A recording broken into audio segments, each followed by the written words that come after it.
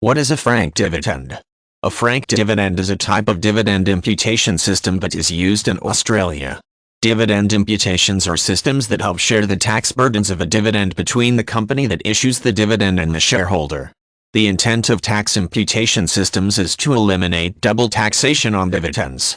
Dividends are handed out to shareholders in companies based on their level of investment in the company.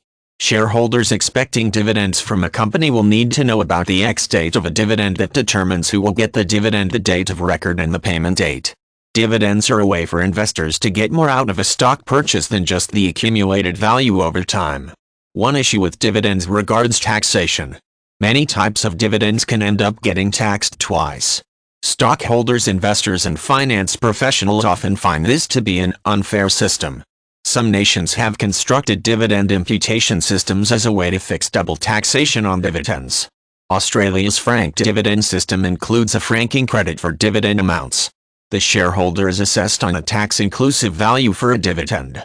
Then the investor is given a franking credit that lowers their tax burden for the dividend. The franked dividend is just one option for designing systems to eliminate double taxation. The UK uses a notional tax credit that reflects what the company has paid in taxes. In Canada, where investors are taxed on a tax-inclusive dividend, tax credits are also used. A US system includes different tax rates for dividends depending on an individual's total income level. In addition to the idea of double taxation for dividends, investors can see even more issues with reinvested dividends. If the investor does not calculate the already taxed dividends into a correct cost basis, he or she will pay taxes on them twice. Investors are taxed once when dividends are received and another time when the total gains are sold. This means an investor should look carefully at how dividends are reinvested to be sure they are not getting overtaxed.